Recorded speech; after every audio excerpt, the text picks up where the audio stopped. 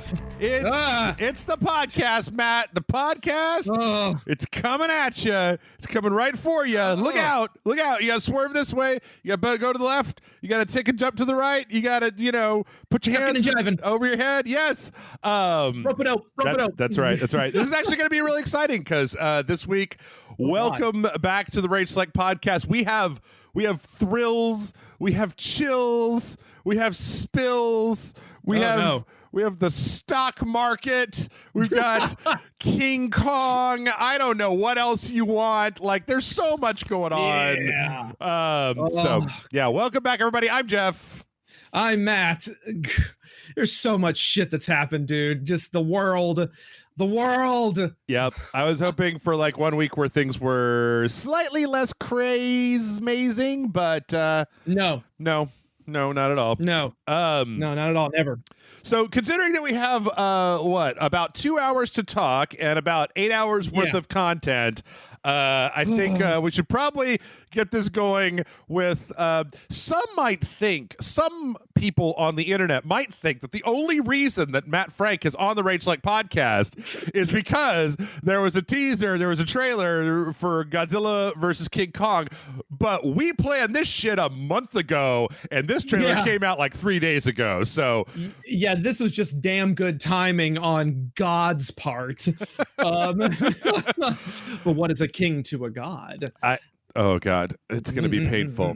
So all right, Matt. I haven't watched your trailer reaction. Everybody go watch Matt's trailer reaction on YouTube. That's like some good ass internet YouTube content. I don't make good ass YouTube content. I put up like the same thumbnail with the family that I've been using for 8 years, and it's just like here's 2 hours of rambling. So okay, Matt.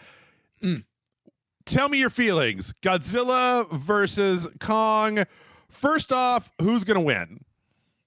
Because obviously one of them is going to win. The other one will die, and there'll be no more movies starring either Godzilla or King Kong because they're going to get killed at the end of the movie, one way or the other. I decline to answer on the grounds that I might incriminate myself. Okay. Wait, was that you in the King Kong costume? Did you finagle your way into being the actor for King Kong in this movie? Yeah, I put on a $200 million CGI costume that they then 3D printed onto my body directly, grafted to my skin. Yeah. And okay, so here's the thing. The director, Adam Wingard, has made it abundantly clear. He said it over and over again. There will be a winner. There will be a fight. And based on, because I'm Matt Frank, I got connections. Based on what I have been told. Wait a minute. Oh, okay. I was like, don't tell us. I'm not gonna fucking blow it, but what I will say is that, on a pure kaiju fan aesthetic level, I am all in. Mm-hmm. I had problems with King of the Monsters. I had problems with Godzilla 2014. Skull Island, I really enjoyed. I just rewatched it last night, actually, and I quite enjoyed it. I showed it to my assistant Caston for the first time. She had never seen a Kong movie. And it's a fun movie. It's just that with this, I can already tell that. So there's two ways to do a kaiju movie story. Okay. Either your human story has to be directly related to what's happening. Right. Like there has to be a direct one-to-one correlation. Mm-hmm.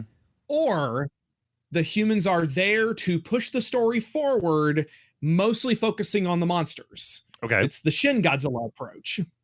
Right on. The Shin Godzilla approach, which, you can have your human characters and they have little teeny tiny, maybe there's some small indicators of personality just so you can distinguish them from each other. But for the most part, they are there to propel the story forward. Okay.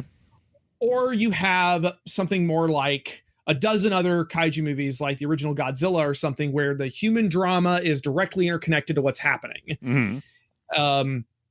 With King of the Monsters, they were trying to have their cake and eat it too and kind of have this whole human drama narrative, but it winds up crashing against the monster stuff to the point where you're like, I don't care.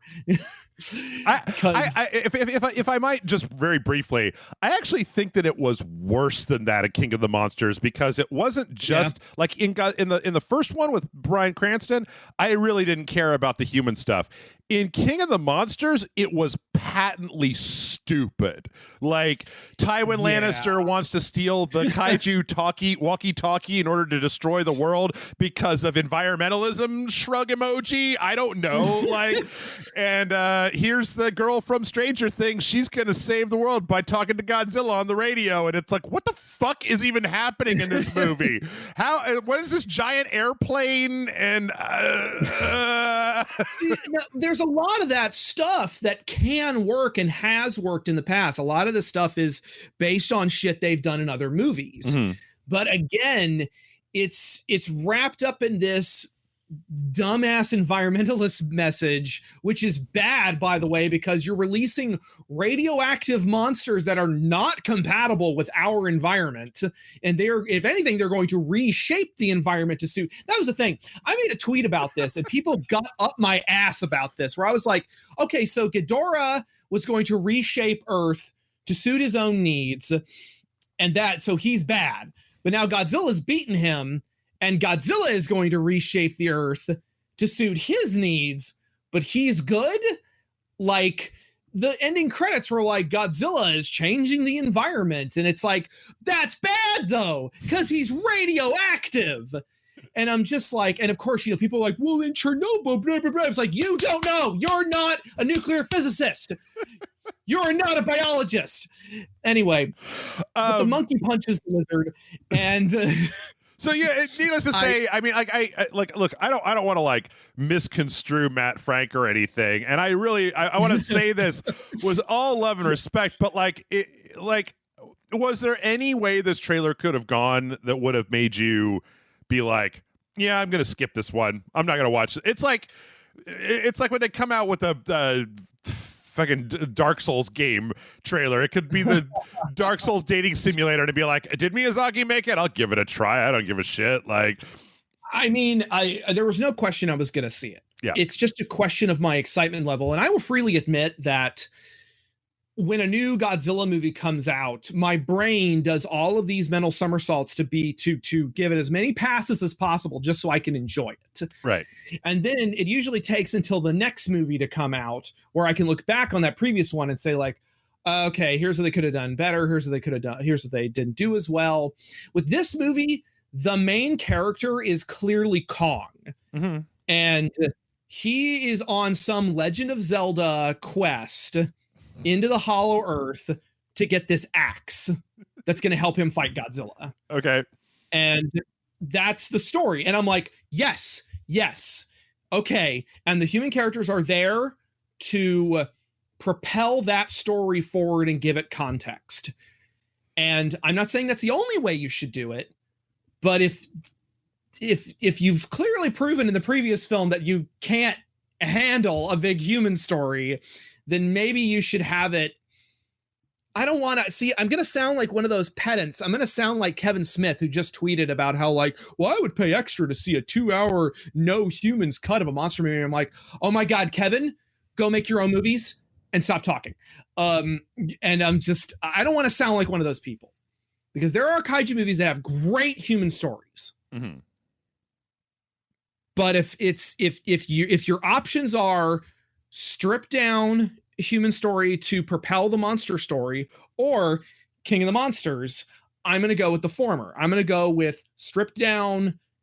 The humans are there to explain what the monster's motivations are. Well, it's good to have somebody for the audience to empathize with, right? I think the reason that I was thinking about when I was watching this, and I'm a little cooler on this because I didn't like the last two Western kaiju movies. I thought Skull Island was okay, but I haven't been really invested in them.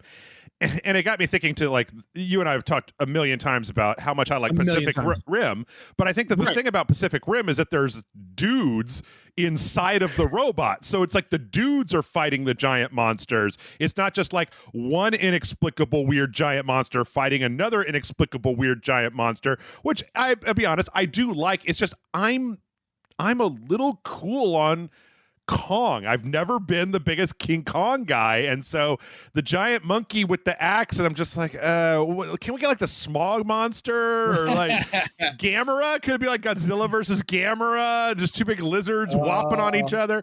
But then turtle, Jeff. but reptile. then I also made the mistake while you were talking of looking up Adam Wingard and like he did the Death Note. He did the Netflix Death Note movie, which I really fucking hated. He also made the Blair Witch, which I thought was like incredibly uninspired and shitty. Like some of the in his defense. Yeah. Sorry, I didn't mean to cut you off. Well, I was gonna say some of the VHS segments that are like he also made The Guest and You're Next, which are two very solid suspense horror dramas. I've seen The Guest, and it is okay. Like I think that movie gets overrated because horror fans are willing to give a pass to a lot of things. Like it was fine, but the way that people talked about it, it was just like I don't know. Anyway, all right. Well, see, my whole thing for this because we got to get going. We can't spend 20 minutes talking about this. We gotta go. Is that the last two movies have done absolutely nothing for me. So like I'll watch this eventually, but like my hopes are nowhere. I have zero expectations for this because all the Western stuff. I liked Shin Godzilla. I didn't like King of the Monsters. I didn't like Godzilla, and I thought Kong Skull Island was okay. And so it's like, well, given that track record, are you super excited for the next one? And I'm like, well, no. Past what is it? Past performance indicates future results, motherfucker. Like, and you know what? That's a completely valid opinion. I've got other friends who have the same opinion. Because I liked Skull Island so much, and because I am also a Kong fan. Yeah, I love Kong. I find him in some respects to be more relatable than Godzilla. I'm like, I've got hope for this one. I've got hope for every kaiju movie I see a trailer for. If it's a different, especially if they're swapping out production teams, which this one is doing. So, and I like what I know about the story, which is that it is a hero's journey for Kong to fight Godzilla, and Godzilla is now fighting against humanity again, which I'm like, oh, thank God. I am so sick of this Gameraization of Godzilla in the last two movies that they're like, well, he's the protector of balance. No, he's not. He is a embodiment of mankind's sin, and he's an agent of chaos. But okay, whatever. Let's move on. Yeah, we don't have that much time because I have to explain how the stock market works. But we also got a trailer for Shin Ultraman. Yes, just today, just as of this recording. Yeah, like a few minutes before we started recording. I liked Shin Godzilla, so like this is the whole thing with me, right? Is that like if you do something and I like it, then the next thing you do, I'll be like, I'll give it a chance. And if it's bad, then I'm like, I'm less inclined to give you a chance. So like I liked Shin Godzilla. I don't really truck with Ultraman. The kaijus look a little funky in here. Like they look a little more like suit like. Which is funny because I'm just thinking like, well, maybe just do it as rubber suits, guys. Like, it's like they took CGI and then like spent millions of dollars to make the CGI look like a crappy rubber suit. They didn't spend millions of dollars on that CG. I can tell you that right now. You know what Shin Godzilla's budget was? Shin Godzilla's budget was like $10 million total. Yeah. So on the one hand, I can see what you're saying, and I'm kind of in agreement. I'm sitting here like, if you guys are going to make all this big deal out of making a big CGI Ultraman, why did you make it kind of look kind of cartoony and anime looking? But on the other hand, there's this intersection between Japanese budgets and Japanese visual aesthetics, because the Japanese don't really care if their movies look super realistic. Yeah. They like this stuff. Like I'm looking at these guys and I'm thinking, oh, these are going to make badass action figures. Yeah. Like there's going to be cool action figures. But the other reason they went with CG, and this is according to Anno, is they were trying to capture the aesthetic of the original concept art by Toll Narita in 1966 for Ultraman, because Narita was an abstract artist that they hired to design the Ultraman monsters, which is why they have these weird, abstract, very just weird aesthetics to them.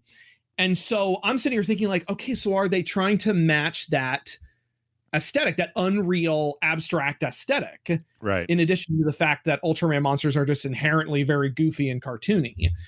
So I don't know. Some people have said also that like, well, this just looks exactly like Shin Godzilla with the way the cameras work and everything. And I'm being like, well, actually, what you're describing is the work of Akio Jisoji, who is an auteur director who happened to direct a couple of Ultraman episodes in 1966. And so then I have a stroke.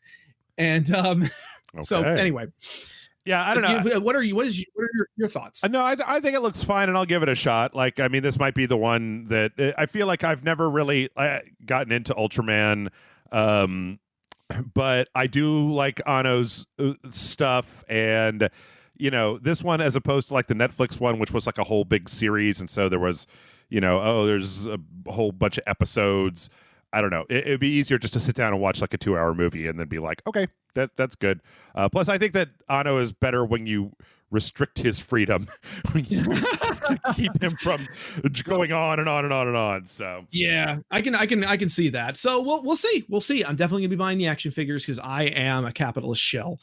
Well, speaking of capitalism, set them up, knock them down. It's time to talk about the stock market. Oh, boy. All right. Most of you probably already know this, but I'm going to go through it pretty quickly. So, Matt, how much about this do you know? I didn't know this was happening until last night when I watched a YouTube video about how a bunch of Redditors like did some shenanigans. Okay, so there's a lot of moving parts here. Let's start kind of at the beginning, and I'll try to do this as quickly as possible so we can get into the implications later on, because this is one of those things where it's like, you know, it's like if I have to explain the word patch every time we had a podcast and we talk about video games.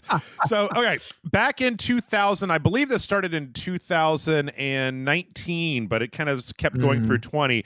So GameStop through the pandemic has been losing value. They've been closing stores. It's slowly going out of business. I think that all of us know that GameStop is slowly going out of business because the market for game consignment is not as big as it used to. Digital games are taking a bite out of their business.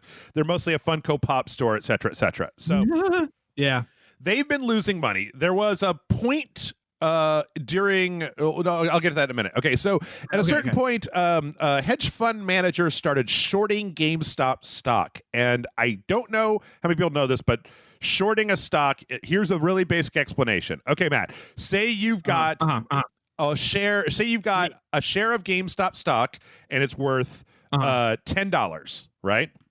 And then let's say that I think that GameStop stock is going to go down. So I borrow the stock from you. So I owe you one stock, right? And I sell it for $10. And then when the market goes down and it's $7, I buy the stock back at $7, give it back to you, and I've made $3, the difference between the two prices. That's what shorting the stock is. So hedge fund managers were watching GameStop start to go down, and they were shorting the stock on GameStop. There's one other thing I need to explain really briefly, and that is the fact that in the whole shorting process, you can actually do a thing where you loan me the stock and then I loan the stock to somebody else. And so if that happens, then technically one piece of stock is owed to two people at the same time, but this is that Wall Street bullshit, okay? Right on. It's always that Wall Street bullshit. So they're shorting GameStop stock. There was a brief moment where the guy that's the CEO of Chewy.com, the pet store, the online pet store, bought like a 3% or 9% share in GameStop, and the internet liked this because he was like, we got to turn this around. We got to focus on this guy's name is Ryan Cohen. We gotta turn. The internet liked that this was happening. They were like, finally, somebody's going to get in there and fucking stop dicking around. They're going to turn the thing around. They're going to keep GameStop from going out of business. A lot of people have a lot of good feelings about GameStop. I don't necessarily have a lot of good feelings about GameStop, but I also don't want I do too. companies to go out of business and for a bunch of people to lose their jobs. But on the other hand, it's like when a record store closes and you're like, well, come on, guys. Like, this was going to happen. Read the wall. The writing is all right there, motherfuckers. Yeah. So that's kind of the setup. Hedge fund managers were shorting GameStop stock. And then there is a subreddit called Wall Street Bets. And Wall Street Bets is this weird, like, Chan energy subreddit full of, like, shitlord meme posters who dick around on the stock market. Now, also, it should be noted that one of the other things that has to be explained here is, do you know what Robinhood is? I think everybody knows that. Oh, I've heard like the ads for it, like Robinhood, does your stocks for you. Right. It's basically a phone app that'll let you day trade. So it takes all the bullshit out. You put money into it and you're able to buy and sell stocks just like on your phone. Boom, boom, boom. So this subreddit decided, when they saw that this company was shorting GameStop stock, to buy the fuck out of it. And when this started, GameStop's stock was like $10. And so they started buying it at the close of like a couple days, Tuesday. It was at $147 a share as opposed to $10. Now, damn. The problem here, right, is when you short a stock, you have to pay as long as you're technically holding that stock. You have to keep paying for it. So if the stock goes up instead of down, then you have to buy those shares back at a loss to give it back to the person who you owe it to. Yup. Well, by doing this and by causing the price of the stock to go redonkulously high. So imagine if you were trying to stop GameStop stock, but instead of $10, right, I was going to sell $40K worth of GameStop stock, and then if it dropped, right, then I was going to buy it back, and then I would make $10,000, not $3, right? Right. But if it goes up like 2,000%, then I am on the hook for a shitload of money. Mm-hmm. And that is kind of what happened here. Well, that's the first part of the story, is that Okay. these Redditors started doing this, and just like on the internet, like cryptocurrency and all that bullshit, people get on board this train. They're doing it for the lulls. People are buying it. I saw one Reddit post of somebody who was literally buying it like as it topped out and then bragging about how much money they were going to lose when it went back down again. Wow. But they're doing this, and it there's this one company called, what's it, like Melvin? Yeah, Melvin Capital, who had a big chunk of this short taken out, and they took 100% loss on this short. Ooh. Not just that, but apparently, like, Melvin Capital is worth something like $12 billion, and earlier this week they took in a $2.75 billion cash infusion from like two investment banks and I think like an equity firm or a private investor to like keep them afloat, because like they literally were betting a huge chunk of their business on this stock going down, which, to be honest, is kind of a thing that you could bet on, right? It's the pandemic. Nobody's going to fucking GameStop, right? The stock's going to go down. Seems like a pretty sure thing. And then here comes fucking 4chan via Reddit to put your $1 billion hedge fund business like in jeopardy with their fucking meme shenanigans. It's a fascinating situation to watch unfurl, like a big old what is it, a mallard cock, one of those big duck cocks that it's like a find your way maze, like it's just like fires like a piston. Matt, we are not even talking about. We are not even done yet. Okay, because we're recording this on Thursday. On Wednesday night, let's see. First, Discord banned the Wall Street Bets Discord server. Oh my god! Because it had like what they said was like hate speech and a bunch of like bad shit on it. The people that run the Discord server, they were basically like, look, we got like 200,000 new users, and we've got bots set up to like filter out like offensive terms. But if somebody writes an offensive term in like an emoji or in like a foreign language or something, like we're working on it. But so here's the thing. This Discord ban is the beginning of essentially the system is fighting back. Right.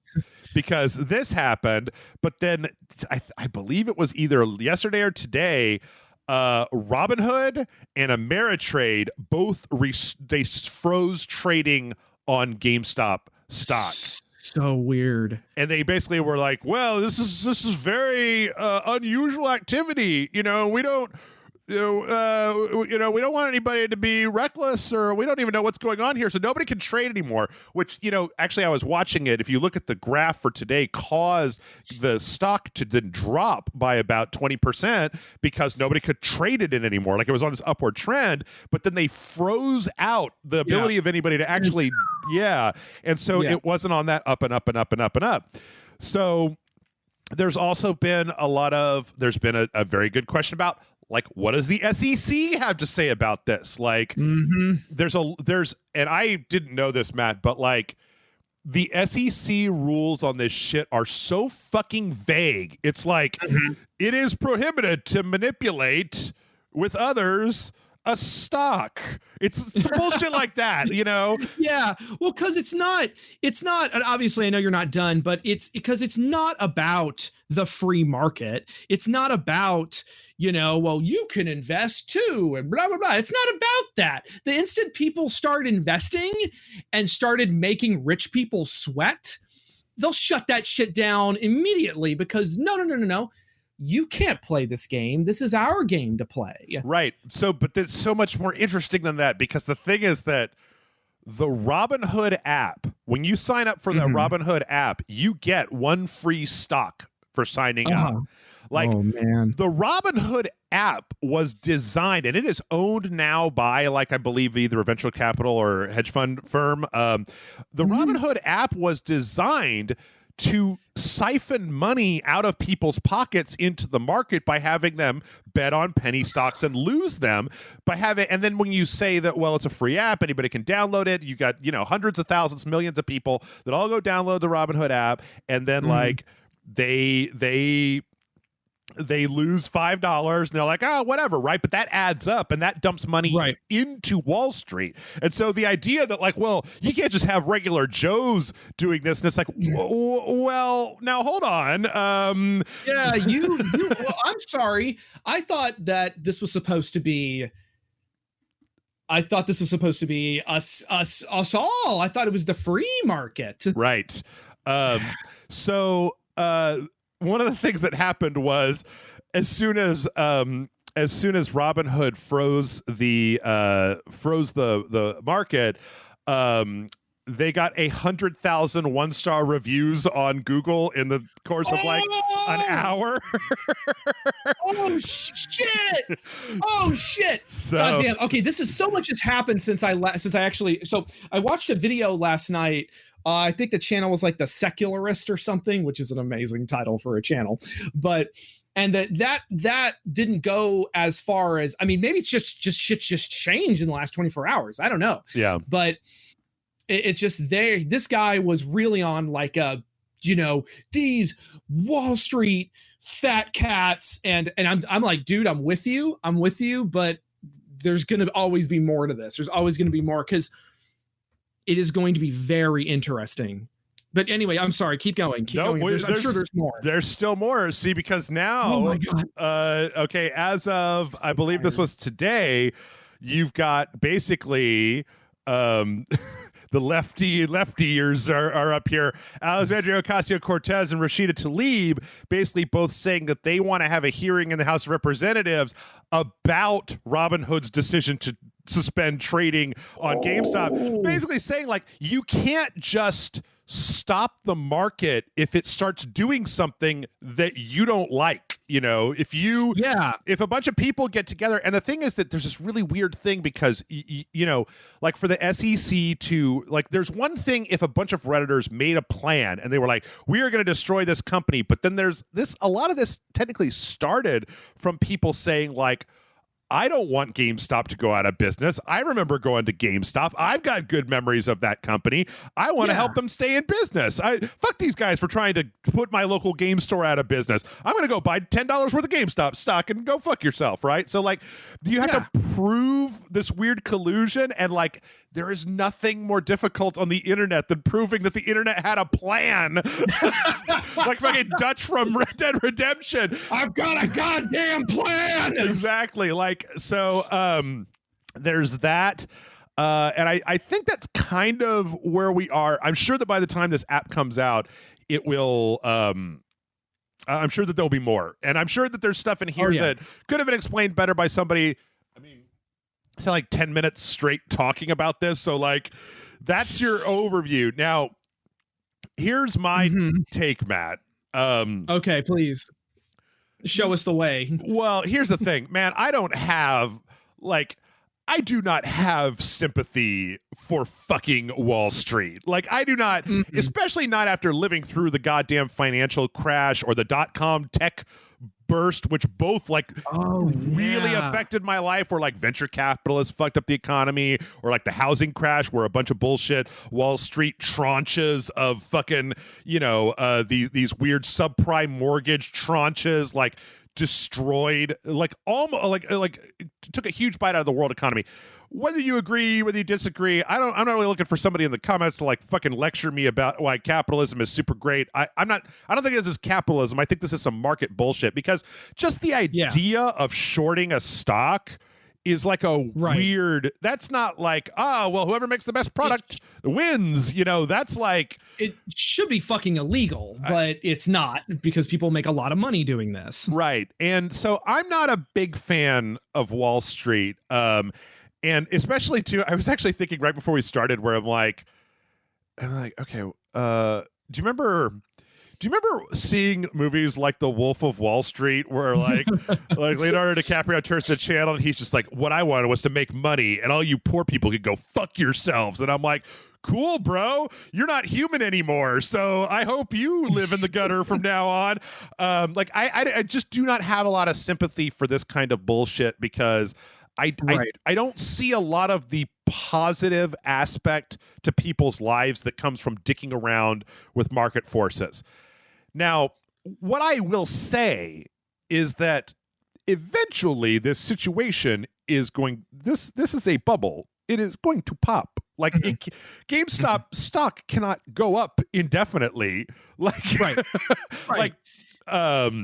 Eventually the board of directors might sell off, or there might be just a stock market, or they might come in and wrench it away, or pull some bullshit. Who knows? And the problem that I have with that is that when the crash happens, if it's a hard enough crash, that could end up putting GameStop in a worse financial situation than they were when they started, which would mean the closure of more stores, which would mean employees get fired. And I really don't give a fuck about GameStop and their corporate board and all their fucking, we're going to buy your game for 4 cents and then sell it for $20 consignment horseshit. Like, I think that's bad. I don't like all the pushing of the Prima guide or the pre-orders. I don't like any of that shit. But I don't like the people that work there who are just like, I love video games, I'm going to go work for a video game store, getting fired because a bunch of people on Reddit were like, lol, lols.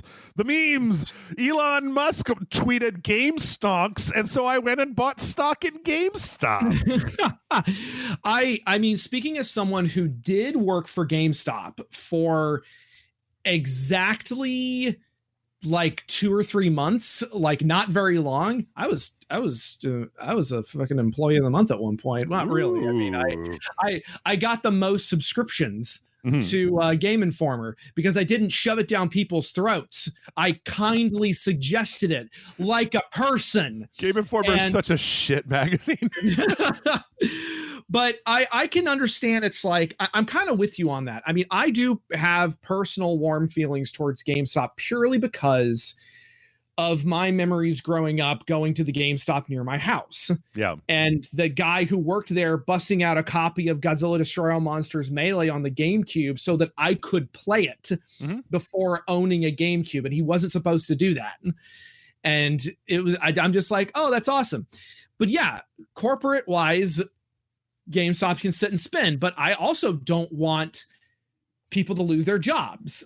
Yeah. I mean, it's hard enough out there. So is that where things are right now, or can we move on? That's where things are right now. I think it's going to be really interesting, and I think that this may be like, it started with GameStop, and so that's why we're talking about it on a video game channel. Like if this was like fucking if it was I don't know, like a tire company, I wouldn't have talked for this long about it. But it's interesting because it's GameStop. I think it's going to be really fascinating. I hope that anybody who is interested in this story keeps an eye on this to see if you see. Almost certainly, I can't think of any reason why the stupid Wall Street Bets Discord server got shut down like a day after they pissed off the market and somebody needed a $2.5 billion cash injection to keep their fucking stupid company that moves money around open. Like, so I would not be surprised if you don't see maybe very quietly over like the next 6 months to a year, like steps being taken to try to like box regular people out of the stock market, because now we know that a bunch of fucking Redditors with a couple $100 a piece because they're not giving their money to a financial advisor. They could literally do things to hurt large corporations. Yeah. And like the large corporations do not want that power in the hands of the people. So. No, exactly. I mean, any person who thinks the free market is a thing is I've always said is completely delusional, and is like, it's not in the people's hands. I'm sorry. I know you like Ron Swanson. I know you like him. LOL, he said capitalism, God's way of deciding who is right and who is poor. Isn't that so funny? Matt, I think you need to delete Twitter off your phone. It's not Twitter. It's I have friends, and maybe you don't have any friends anymore. Maybe you don't have any friends anymore. Yeah, that's the solution. That's my suggestion. I just need to do nothing but watch the Ultraman market. Yeah, as it ebbs and flows. That's where my investment is. Put money in the ultra market. Yep. Well, okay. Speaking of money, we have some more money stuff. Last Friday, Microsoft announced that they were increasing the price of Xbox Live Gold. Those fuckers. So this is basically like, before this happened, let's just lay it out. Xbox Live Gold was $10 a month, $25 for 3 months, and $40 for 6 months, or $60 for a full 12 months. They basically said they were going to up it to like by $1, basically. So $10.99 for a month, $29.99 for 3 months, $59.99 for 6 months, et cetera, et cetera, et cetera. So this did not go over well. The fucking deuce, you say? Well, the thing is that, so I'm not sure how much you know about this, Matt. There are two things here. One is that GameStop, or not GameStop, goddamn it, Xbox, they have not. Like Game Pass is one thing, but Xbox Live has not deviated a lot from what it was when it started out. And what it started out was basically like, you pay us $60 a year, and then you can download demos, play games online, voice chat with your friends, and like use Netflix and shit. Like, it used to be that if you wanted to do shit online, you had to give them the money for gold. Right. There was some stuff that you could do, but a lot of it was tied to gold. They've kind of stuck with that. Like, this isn't really like, so one of the things that I didn't know until this story came up is apparently if you download a free-to-play game on the Xbox, it's like, if you download Fortnite, you have to buy a gold subscription in order to play online with other people, because otherwise you can't. Which is not really the case on all of the different platforms. In any case, this happened on Friday. People lit their hair on fucking fire. There was a lot of backlash to this. It was swift, it was immediate, it was poignant, and on Saturday they literally reversed it. So oh boy. They said they put out a statement basically saying, "We messed up today, and you were right to let us know. Connecting and playing with friends is a vital part of gaming, and we failed to meet the expectation of players who count on it every day. As a result, we've decided not to change Xbox Live Gold pricing." I like the idea. That raising the cost of the service was a mistake. It was like, oopsie doodles. We didn't mean to do that. It's more that like they did it, and I understand why they did it, but then like the phrasing on this is so weird to me. We messed up today, and you were right to let us know. Your feelings are valid. You have a point. You know what? I see where you're coming from, not wanting to pay more, guy on the internet. It's like, what the fuck did you guys think was going to happen when you raised the price of a thing that's been the same price for a long time? Did you think that your user base was going to be super, super, super happy with you? No. I mean, it's almost like they thought they could squeak it out there and no one would notice, or no one would. It's like, how do you gauge a reaction to something like this? Like, you can't ask. You can't be like, hey, how do you guys feel about us raising the price?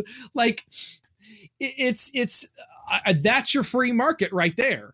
You try to raise the price on something, people rejected it and said, no, I'm canceling my subscription. They're like, oh, okay.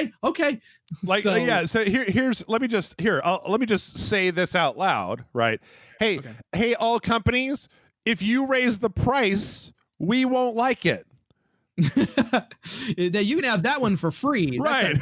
That's a Jeff Nugget. You got to your consumption. You got to decide whether the bad PR / people that you're going to lose is going to be worth raising the price. Because here's the thing, Microsoft, I get an email every 6 months that Netflix is kicking the price up by another $1 or $2, and I still got Netflix, but like they've never lowered their prices. They've never been like, oh shit, you were right. Going from $14 to $16 really was a bridge too far. Thanks for letting us know. We'll put it back to $14 now. That is one of those things. It's like, the way you do this business wise is incremental, small raisings of price over you make it part of it's part of the package. It's just this is how things go. But if you just suddenly, after years, I don't know. I mean, you said it. Yeah. All right, let's see what else we got here. Good news. We have good news for once. Oh, good news. Yes. Okay. So in other money news, we got the story this week that Hitman 3 recouped all of the project costs in less than a week after it came out of sales. Oh, damn. Very nice. Yep, which is really, really good because if nobody remembers, IO Interactive was originally purchased by Square. Square wasn't happy with the sales of Hitman 2016. I believe there was some kind of publishing deal for Hitman 2. But Hitman 3 is the first one where IOI has basically self-published. So they published this game, and it is really... I am really happy to see that it managed to do so well, because hopefully that means that they can, like, stay out from underneath any kind of publisher contract and just keep doing what they want to do. I'm usually happier when game companies work that way. So yeah, I'm. It's almost like when you remove the corporate expectations of $500 trillion or whatever, these companies that are just like, I mean, what does Jim Sterling say? They don't want to make some money; they want to make all the money. Yeah, I mean, Square though is really. They're the worst about that. Like, remember when they put out that Tomb Raider reboot, and they wanted it to sell like Call of Duty, and their CEO literally came out and was like did a self-effacing apology because the fucking Tomb Raider game didn't sell like one of the most popular AAA franchises of all time. Like, yeah, it's these big game companies are just. there's really becoming less and less use for them. I mean, with the exception of, if you're doing something like a Call of Duty that has mass appeal and needs billions of dollars in graphics and production design. But even then, you look at certain games that have succeeded over the years, and you're like, well, this doesn't have cutting edge graphics. This is just really solid and polished and well made. I don't know. Yeah. I mean, I wouldn't necessarily say there's never been like a good, I mean, there are good publishers out there. It's just like, I think that Square took a really fucked up approach to Hitman, because the first Hitman, somebody reminded me in the Discord where they were like, Jeff, you spent like a year talking shit about Hitman before it came out. I'm like, oh, I know, because it's like Square bought the developer of Hitman, and then they said, we're going to turn this into an episodic thing, and there was all this remember that back and forth about like, well, the first 3 episodes are going to be like come with the game, but then the episodic are going to come out over months. And to be honest, the first couple of levels of Hitman 2016, I don't really like. Like, I don't go back and play them. I don't play the cardboard cutout boat or the Paris fashion show. I skipped to Sapienza, where things got spicy and real. So I'm glad to see that this ended up working out well for them. Yeah, I'm glad too. I'm really glad, because I know how much you like these games. I like that they are, based on what you've shown me, I like that they are these kind of stripped down experiences where it's just level. And it's a series of smaller sandboxes, and that's kind of all it is. I mean, there's a story that strings everything together, but the real meat and potatoes of the game is this very focused experience. Yeah. And I'm glad that there's a place for that in this world, in a world where big game companies want all their games to be everything. And they all want to be Ubisoft, and they all want to have all the things in all the games. Yep. Anyway. In other Hitman news, we also found out that IO is trying to basically get ray tracing working on the Hitman Glacier engine that they developed for Hitman 3. And they're hoping that at some point they're going to be getting a patch maybe out for the Xbox Series X/S to get ray tracing into the game there. This article also basically said that in this interview they talked about how they see Hitman as a live game, and they basically want to keep doing updates to it, which is good, because I think that the Hitman 3 launch was a lot more stripped down than Hitman 2 or Hitman 1. Well, Hitman 1, it was episodic, but there aren't as many bells and whistles in Hitman 3 as there were in Hitman 2. Right. So I'm hoping that they'll be bolstering with more than just escalations. Listen, guys, I like escalations, but you can't just add a billion escalations and call it a day. I need more than that. I need like some new gadgets, some new stuff, new things to do. Bring back the elusive targets. I want to kill Sean Bean a bunch more times, and I never got a chance to kill Gary Busey. So you bring back Gary Busey, motherfuckers. Yeah, well, there you go. Mm-hmm.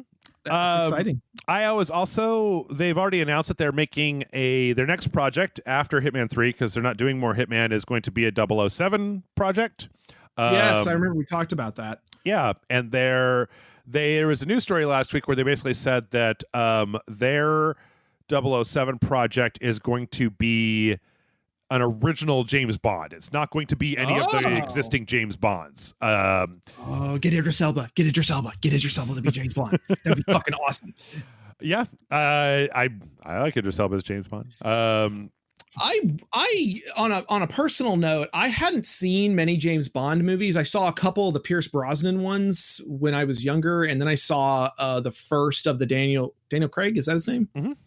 The first of the Daniel Craig ones, and I was like, this doesn't really feel like a Bond movie, but whatever. I mean, my perspective is from the 90s when they were kind of goofy action anime James Bond. But a friend of mine showed me some of the original, some Sean Connery Bonds.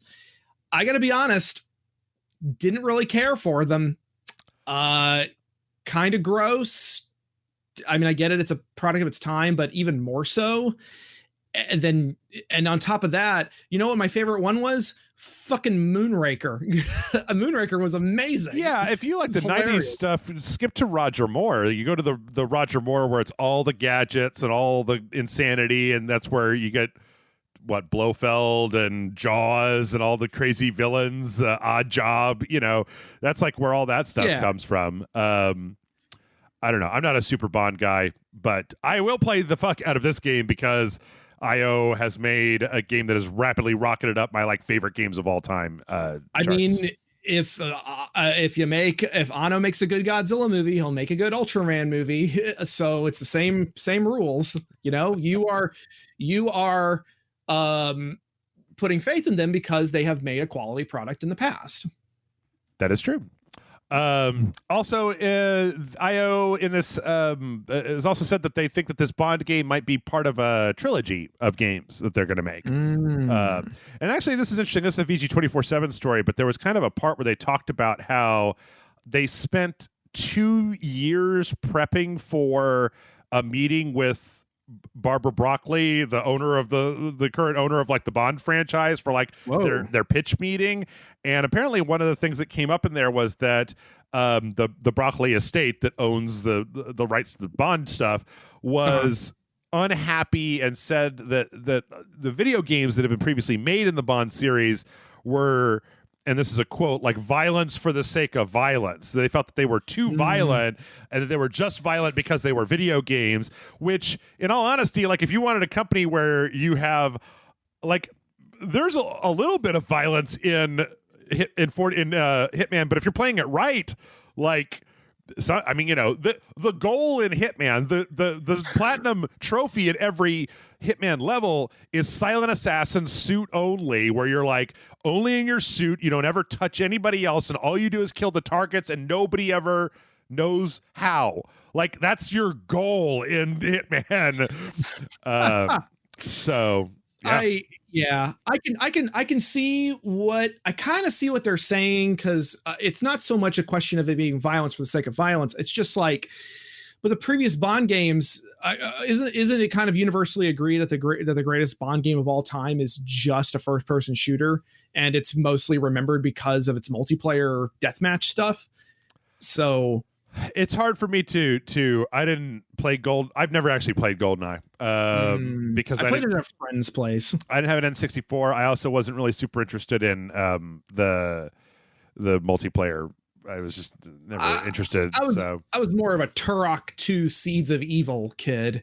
That was the part of Jeff's history where I was about like doing drugs and trying to get laid. Like I wasn't trying to play fucking Donkey Kong Country. I was trying to fucking score like a cool guy with my skater cut and my big jeans and everything. So. We're gonna need some pictures. Subscribe to patreon.com/raidselect, and Jeff will be posting pictures. Not a one exists. Oh man, not a one exists. Come on. Well, I'll have to draw it then.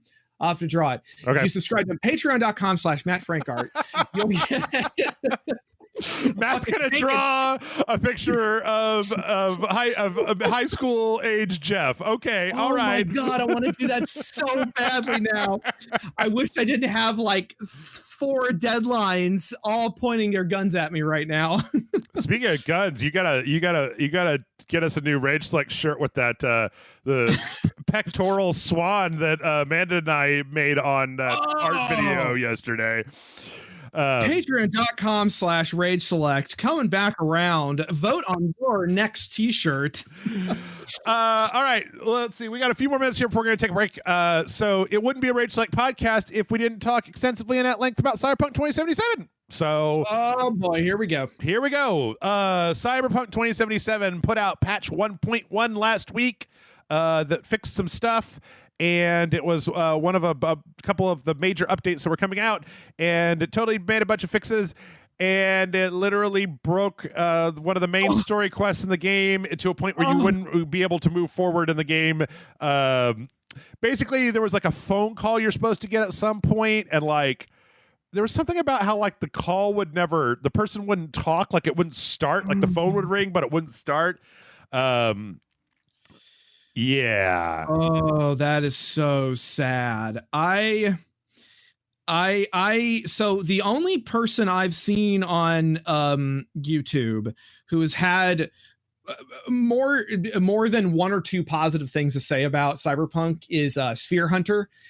She did a whole like like 2-hour video or hour and a half video about Sphere Hunter, and I'm sitting here listening to her talk about it, and I'm like, oh man, this seems like it would be kind of fun and kind of cool. And then I look at it and I'm like, oh wait, never mind. Yeah. So they tried to put a patch out and it fucking, oh my God. Well, but then they also put out a weird set of instructions on how to get around it. But you have to, it involves like loading a save game at a certain point, and then like doing this one thing and then doing something else and then waiting in the game for 23 hours and then the call should work.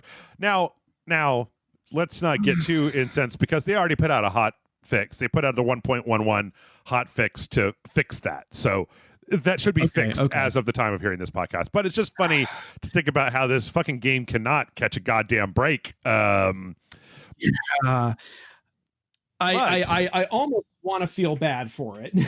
Go ahead. Well, but they did actually put out some mod tools last week. So they put out kind of a basic set of mod tools, and they're going to apparently be adding more in the future. This actually gives me a lot of hope because I'm like, we could be living in a New Vegas world where you've got a really rough ass game, but then the community is willing to spend the next decade fixing it with unofficial patches, adding in new features that they think should be in the game, polishing up certain aspects of the game until the point where like CDPR says, okay, it's fixed, and then the fucking Nexus Mods spends the next 5 years really fixing the rest of it, and then finally you'll have a good game.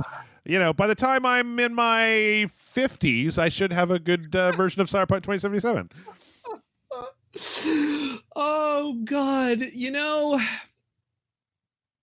I still go back and I play Godzilla on the PS4 every now and then. If you like a thing, I guess you'll put up with it. But the difference is that Godzilla for the PS4 doesn't have a shit ton of glitches in it. So I don't know. I don't know. I'm hoping so too, because I know how this just, we went from you being so hyped for this game to just overnight you played it and then you're like, oh. Yeah. I mean, it's the exact opposite of what happened with Hitman. I was super bummed out about Hitman, and I was like, oh, this is going to be garbage. It's going to be some episodic horse shit. I didn't like episodic games at the time, and then I played it, and I'll be honest, like I said again, I played the first level and I was like, this is not very good. I played the second level in Paris and I was like, well, that wasn't very fun either. And then Sapienza came out and I was like, oh, I see what you guys were trying to do here. Okay. It was just kind of garbage for a little bit. But you know what? That's game design. It is. But before we take a break, Matt, I actually have a modding present for you. A modding present? You obviously did not read all of the links that I sent to you. But I skimmed them. I looked at them. So a modder out there, a guy that actually put out a mod that I didn't cover last week, but I was going to, where he added a bunch of new functionality to Link's house in Breath of the Wild, so that it's not just kind of like some bullshit that you spend a lot of rupees on. Made another mod where he basically took the Breath of the Wild engine, and it turns out that there's like, okay, so the Breath of the Wild map, there's a few different maps, but the overworld map is segmented into 80 sectors. And then one of the DLCs had a challenge mode that had a second overworld map, but it only used 5 of those sectors. And so this guy took one of the empty sectors from the DLC and modded the village island from Skyward Sword into it. Oh, this is Skyward Sword running on the Breath of the Wild engine with Breath of the Wild mechanics in Breath of the Wild. Okay, that's very cool. I'm a little torn because I think Breath of Skyward Sword is hot garbage, but But what if you could use just a regular attack button and you didn't have to swing your arms around like a crazy person? What if you could just use regular attack button? I really wonder what. I mean, aren't they remaking Skyward Sword? Isn't that the next HD remake that Nintendo is working on? I thought I remember hearing about that. If it is, it's a rumor currently. I've never heard a full on. There's never been a full on like announcement for that. So, well, I mean, either way, that is cool. I'm glad that someone did that. That is very fun. I don't know. I'm at this point, I'm also kind of like, I've been so damn busy. I haven't been able to pick back up Age of Calamity because I'm just so busy. But again, that is very cool. That's very cool that they did it. They fucking did it. There's some really weird, cool mods for Breath of the Wild out there that I haven't been able to dig into because I feel like I'd never come back out.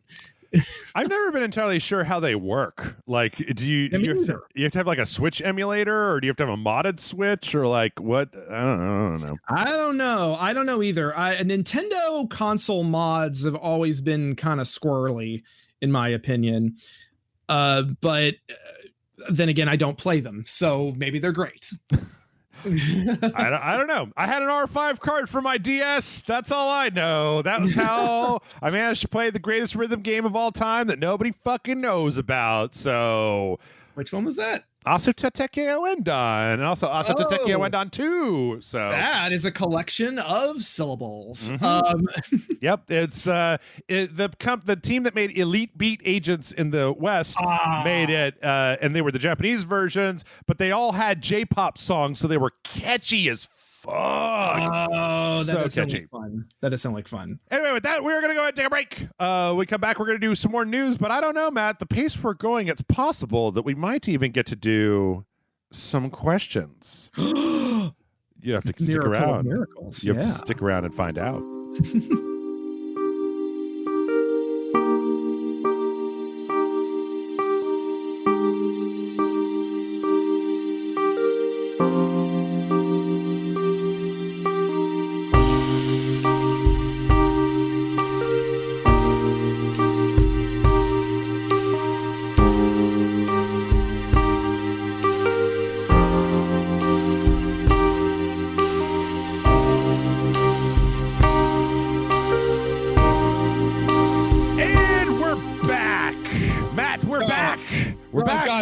We're back. No more. Yes. No more. No, there's so much more. There's so much more. There's so much more.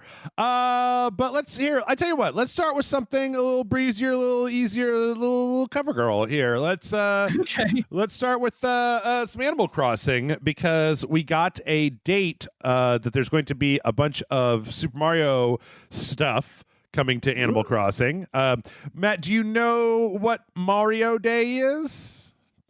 I know that there's been a lot of hubbub about it. I know that then they announced they were going to do like the re-releases of they were going to do like the package, weren't they?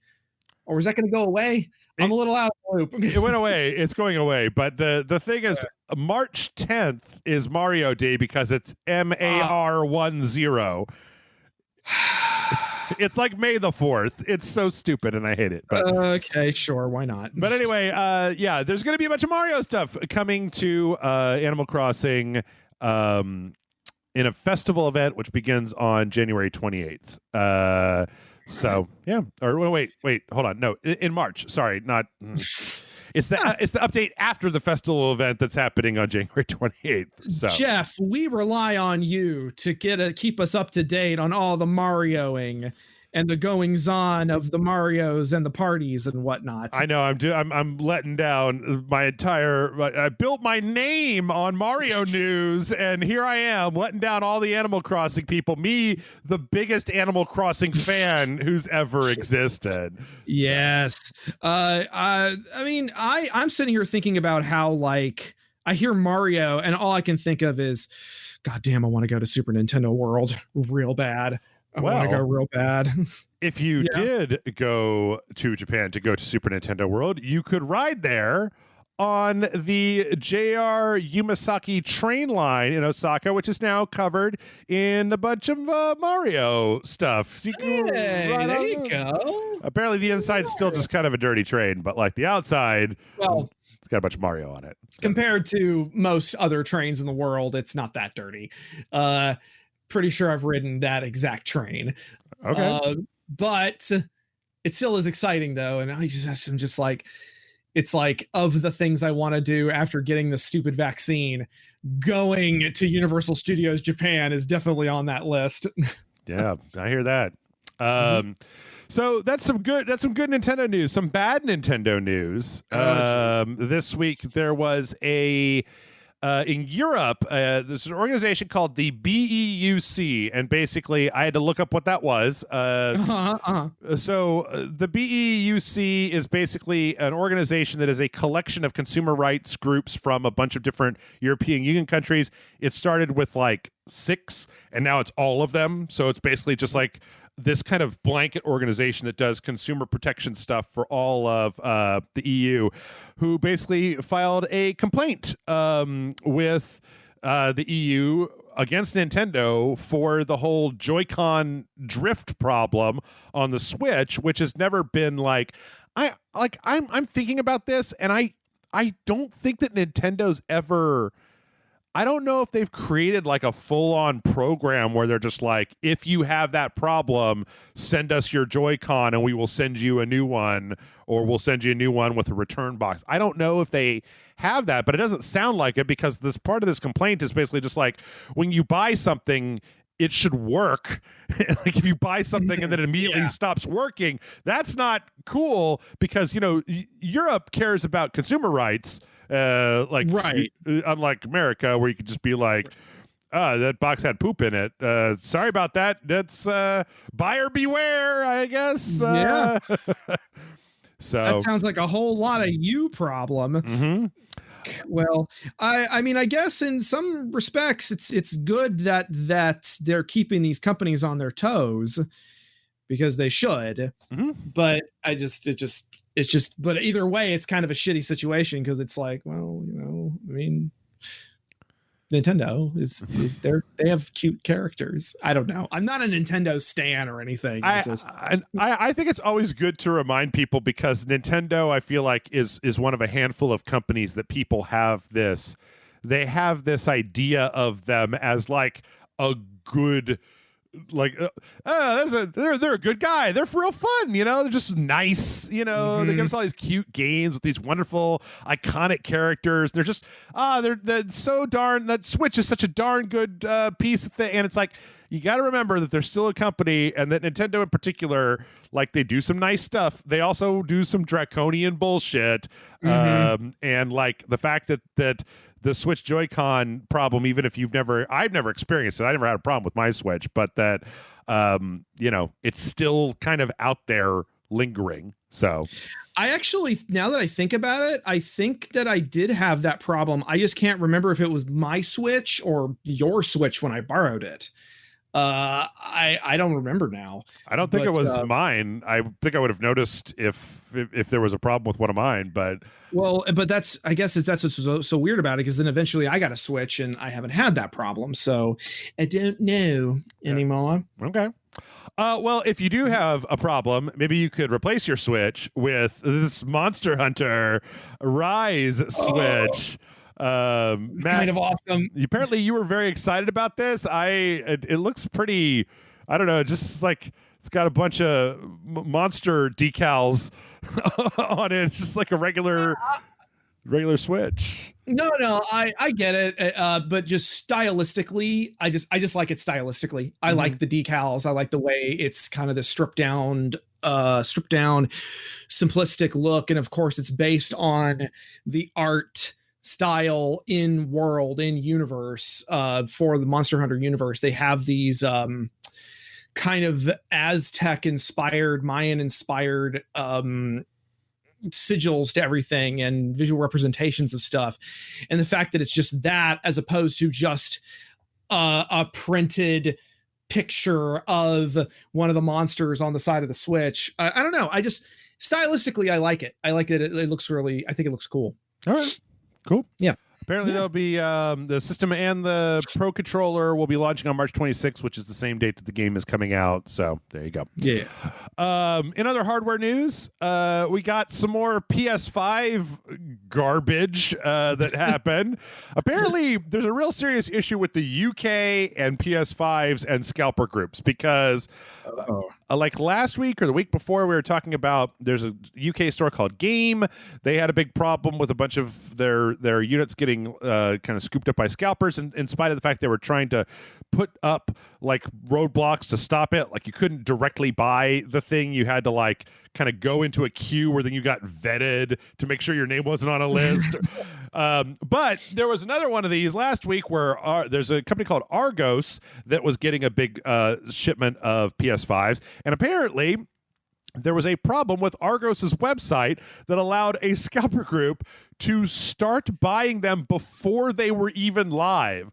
Like, oh no, like the pages existed, but they weren't protected in a way where you couldn't just like use the right URL to like get in to the system and pay. And literally, like before they went online, I think there were even people who like paid and then set up the pickup and then went and picked the thing up all before they even went on sale. Which I don't, man. I tell you what, instead of regulating fucking stock prices for GameStop, what if we regulate like game prices for people that mark up PS5s and buy all the stock of them? Like that's what I'm more worried about than whether the hedge funds are making enough money. But yeah, I'm in agreement because there's been a couple of things coming out that, you know, because I collect action figures and stuff. There have been a few figures that have come out, and, you know, because of the pandemic and because of it being kind of difficult to track where this stuff is or get people to tell you where things are, it becomes this game of like, well, how many targets am I going to mask up and go run inside of and then run back out of? And then on top of that, how much am I willing to drop on eBay for this thing that goes for maybe $20 in a store, but right now it's going for $80 plus 20 shipping from the UK. So nope. Yep, nope. I'm wondering, I mean, like, I guess you could just say you have to physically come to a store, one per customer. We're going to take a picture of you in case you try to come back with like a fucking, like a glasses with a nose and a mustache attached to it. I would honestly respect that more. Yeah, I don't know. I guess it's just one of the things, I guess this whole thing combined with the pandemic, because I think that as soon as we get back to, if we ever get back to some degree of normalcy, right, like everything isn't going to be happening online, and so you will have targets that are like, well, we got a bunch of PS5s. There will be run after run after run, and then eventually all the people who rabidly want a PS5 will have a PS5, and then you'll be able to walk in, go to a fucking shelf, pick up a PlayStation 5, put it in a car. Well, no, if it's a Target, you'll have to go find some guy that works there and then ask him if he can get it out of the cage for you. And then he'll have to go find his manager, and it'll take 25 minutes. And meanwhile, there's like some mom that's like staring daggers at you because it's 2:00 on a weekday and she thinks that you're like supposed to be at work or something. And you're just like, lady, I work from home. All right. So that's what'll happen. That's what happened. Probably.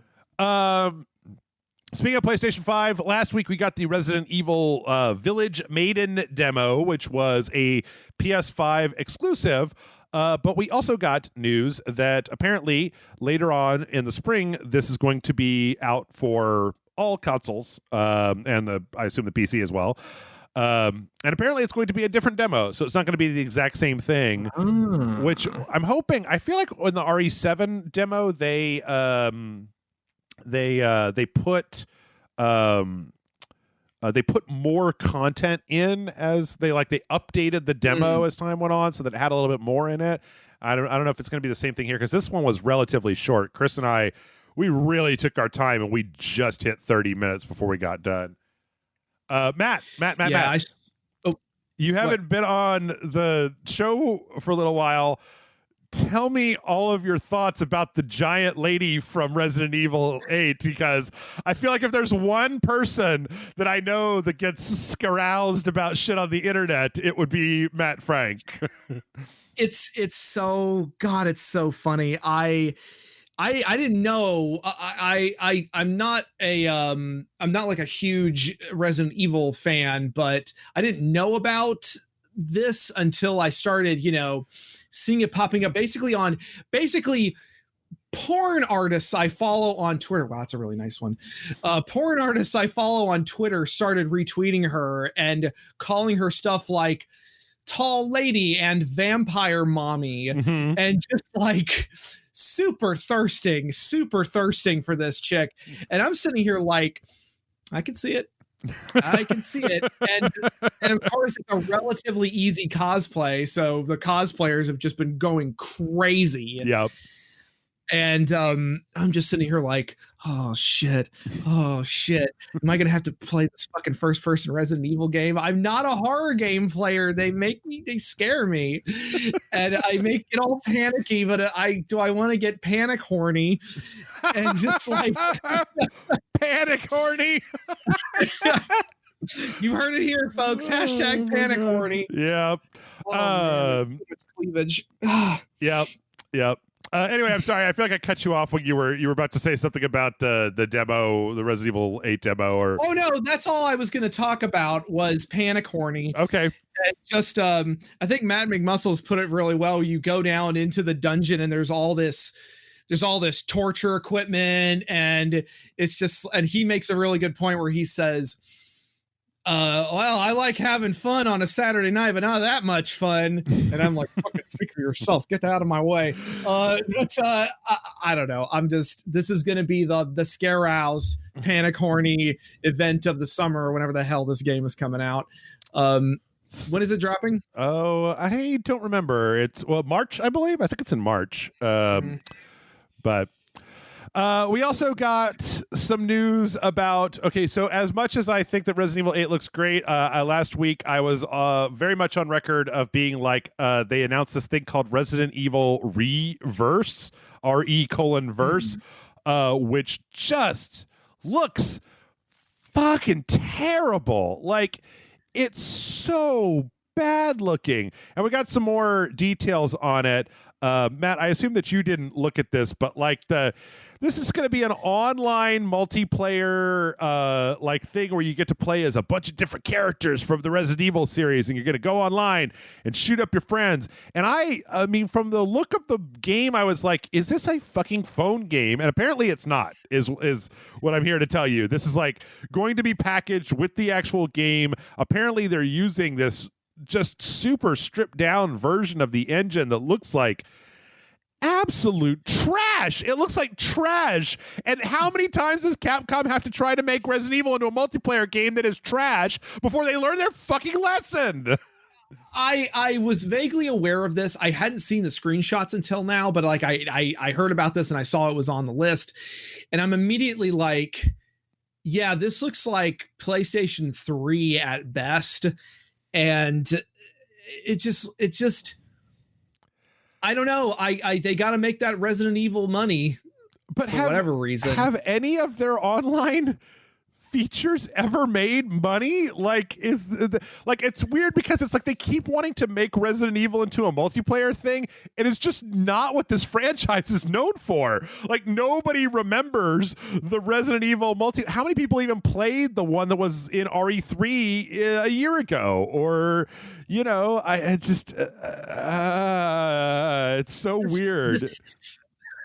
This feels like a choice that you would see from like the early 2000s, where you had something like Onimusha Warriors or whatever it was called, where you have a multiplayer game with a bunch of characters from the Resident Evil universe, or you have PlayStation All-Stars, or you have like it looks like something from that era. Yeah. And you know what? Maybe people will, I guarantee you there's going to be not an insignificant number of Resident Evil fans who are going to buy this.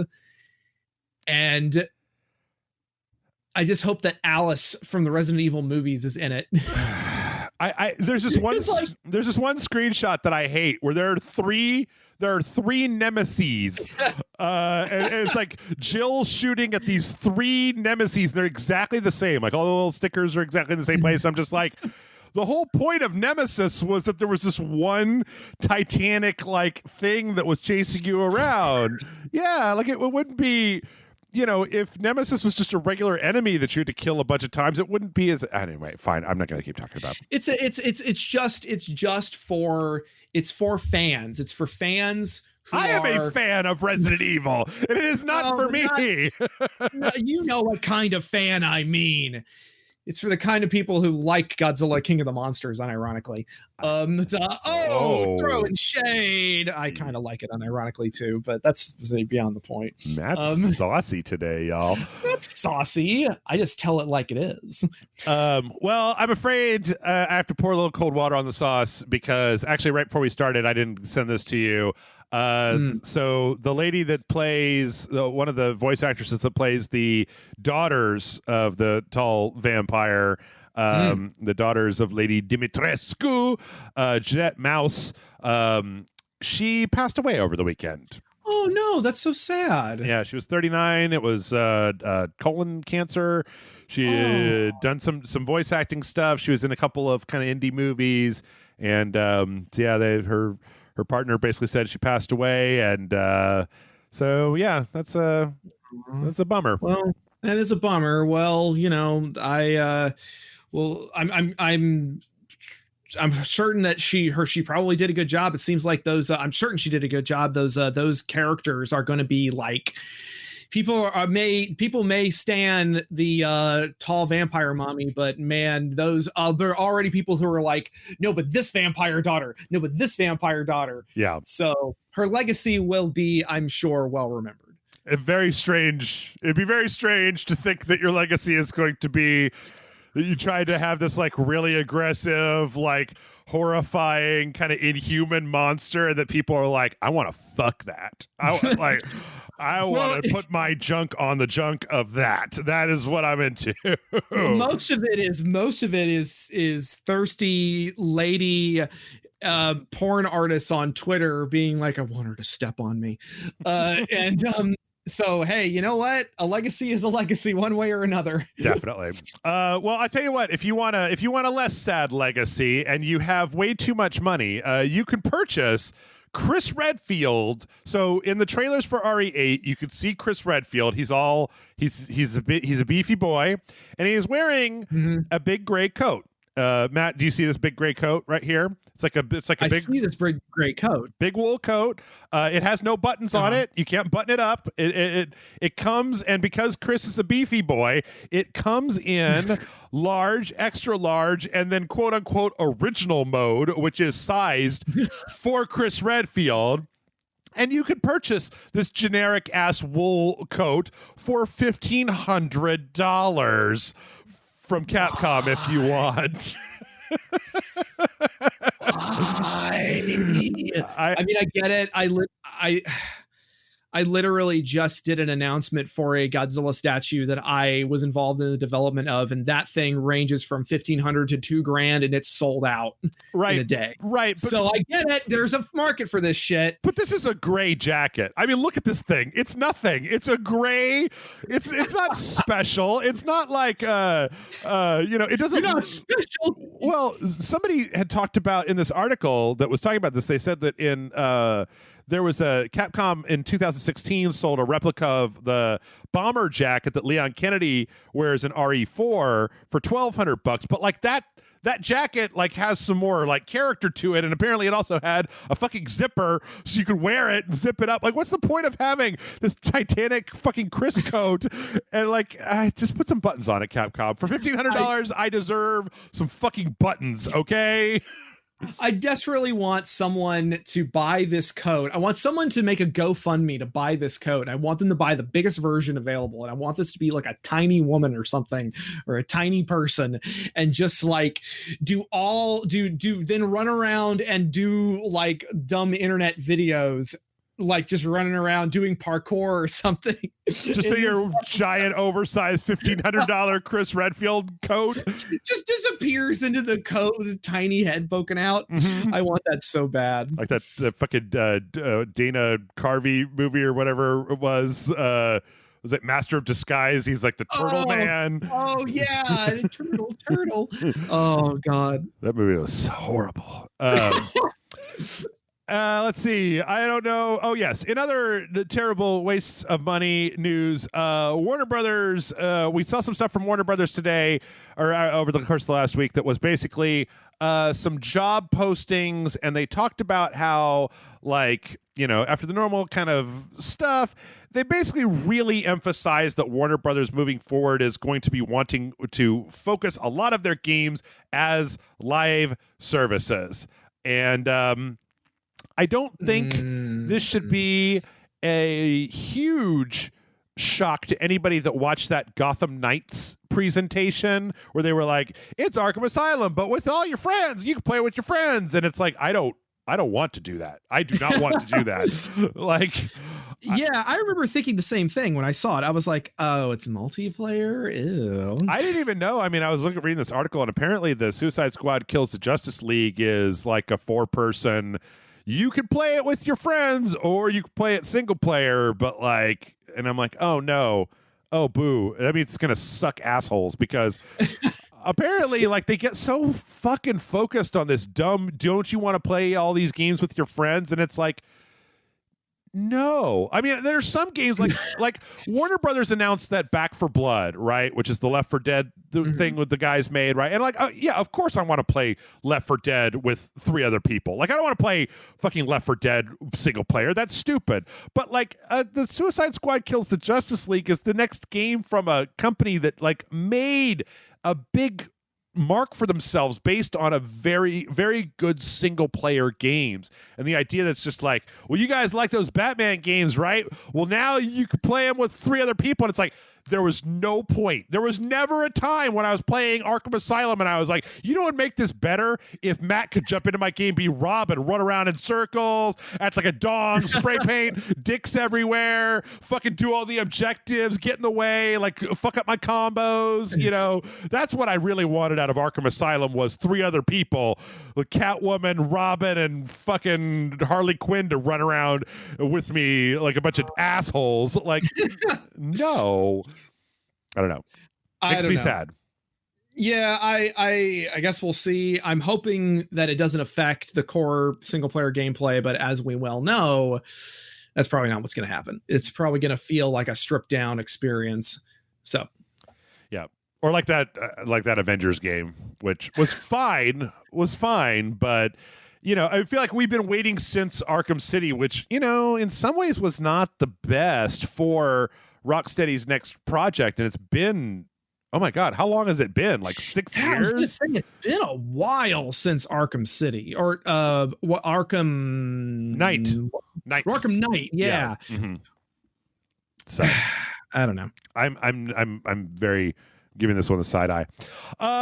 We got 2 skateboarding news stories here. So this is weird because EA announced a new skate game back when they announced like Star Wars Squadrons and all that stuff back last year. But apparently they just kind of put together a new team at EA called Full Circle that is being run by a former general manager of Xbox Live at Microsoft, and had some people that did some work on that. So hopefully they're getting their shit together. They had a quote from them.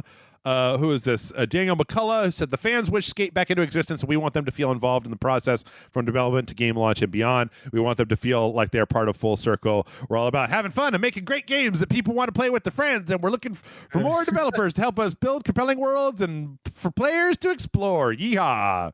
Yeehaw. So I mean, you know, could be good. Yeah. This one, it was not as interesting to me as the fact that apparently Vicarious Visions, which made the Tony Hawk Pro Skater 1 and 2 games that we played, which for all intents and purposes was an exceptionally good remaster of those 2 games. Like very, very good. And they were like they were a part of Activision. They were like owned by Activision, and they got merged this week into Blizzard. So they got weird. Well, it's less weird when you consider that there have been a lot of rumors that apparently Vicarious Visions has been making a remake of Diablo 2. And so this kind of ends up being a really good thing because apparently Blizzard doesn't have any idea how the fuck to make their own games anymore after the debacle that was that Warcraft 3 Reforged. Oh yeah, God! I just that's one of those moments in Rage Select where I'm going to remember that for the rest of my life because he's just anytime I think about Warcraft, I think about, oh yeah, we started playing it and we were like, oh, this is all right, this is so bad, and then later we went and we were like, why do people think this is bad? Oh shit!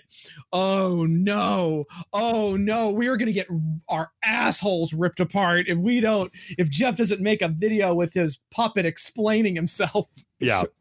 So I actually think it's a really good idea. It actually brought up a really interesting question, which was, would you rather see a remake of a game done by the original developer or by an outside studio? Because we now have studios like Blue Point and I feel like Vicarious Visions in some ways that, because they worked on the Crash Bandicoot Insane trilogy, I believe, as well, that like there are these studios that seem like they have experience in basically remastering an older game, right? And so the question becomes, do you let do you want the original company to do it? They might pull some weird Square Enix bullshit on you and then turn the game into some fucking wackadoodle shit. Or do you hire an outside developer where they're like, oh, we're all big fans of Diablo 2. We don't want to do anything wackadoodle. We just want to like really make it look good, and we want to try to get a version of Diablo 2 that kind of captures the same spirit of community that back when that was the big thing and put that out. And I think in some cases you could make a really big argument for saying, yes, I would rather see an outside studio work on this. Also, it frees whatever studio made the original up to make new IPs instead of remastering their old, so going back over their old bullshit. Yeah, the problem is a lot of these original studios, I mean, we talked about this, a lot of these original studios who make that wind up coming back around to remaking stuff, they tend to be really big now and they tend to have a lot of corporate oversight, like Square Enix or Activision or whatever. And as a result, it's the corporate oversight is like, well, you're remaking this game to save money and then make money, right? So don't spend a bunch of money remaking it. Right. As opposed to somebody like Toys for Bob, a smaller company that will remake an older game, probably keep their costs relatively low, and they also don't have like this giant oversight. So I don't know. I think it could work out. It could work out or not. I don't know. I mean, based on what they did with Tony Hawk, I hope they're the ones doing Diablo 2 because I feel like they'd be really good at it. I'll tell you what. I have some hope for them. I have no hope for Konami. This fucking thing. So there was a press release where Konami announced that they were kind of dissolving a few divisions and moving some staff around, and there were some rumors that came from that basically Konami was going to be shutting down their game creation division, and they put out a statement that basically said, no, we're not shutting down our gaming division, we're just moving staff around and consolidating into a much smaller development division. Which I think is terrible news because I think Konami should stop making video games and sell all the IPs to people that would make me a new Castlevania game, or Silent Hill or any of the bullshit that they've been holding on to like a bunch of jackals. I'm in complete agreement. I'm in 100% agreement. I feel like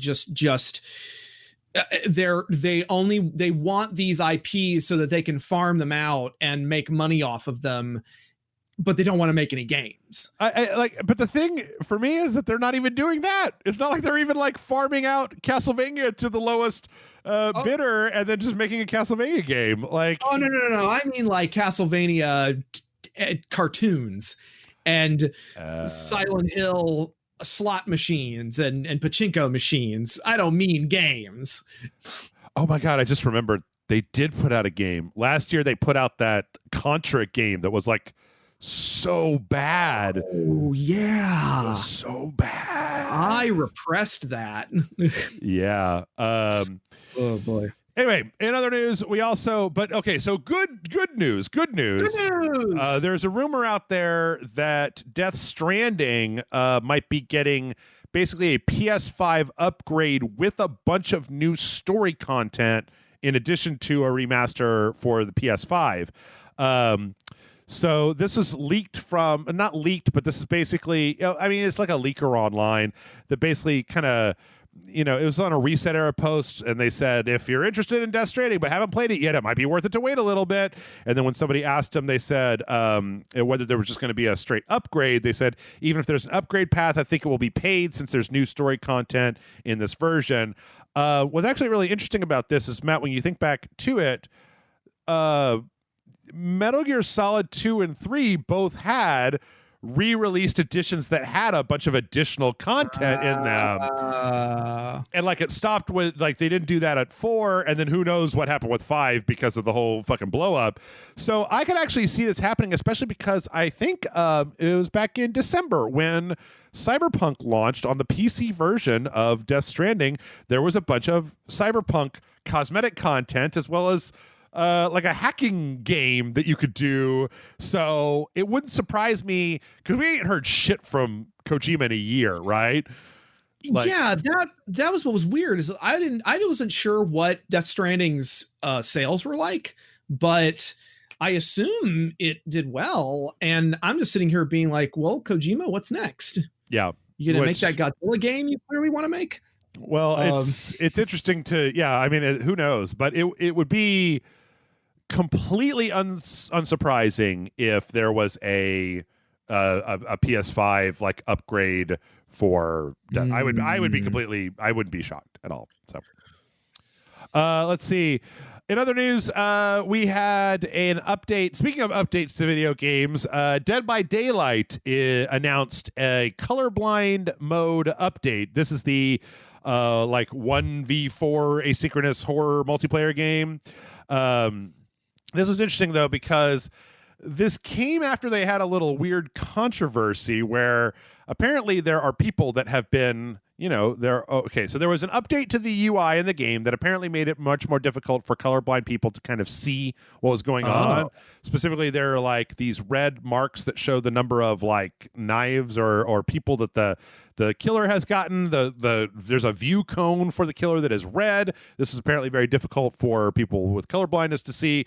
There have been some people who have been bugging the developer to just like, hey, put some colorblind modes in here so that I would like to play your game, but I literally am unable to because of my eyeballs.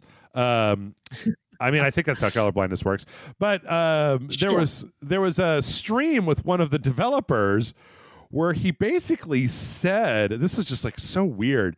He said, it's getting really boring just blabbing about colorblind mode all the time. We've heard it a million times. We know continuing to badger us isn't going to change anything. It was just like very aggressive. And I've said this a lot of times before, but like when I worked on, I worked a million years ago for this big company, and we had a person who was like our accessibility guru, right? A person that was there to test the accessibility of the software. And they kind of had to make a pest out of themselves to the developers because you're asking for stuff that is like above and beyond what you would consider to be the quote unquote like normal operating function of your product. But if you don't have accessibility options, it means that a bunch of people just get completely frozen out of whatever your product is. And so this kind of blew up because it's not a good look to see your developer just being like, hey, fucking shut up. All right, we know, like, I'm colorblind. I can't play your game. We'll get to it. We will get to it. Just fucking leave me alone.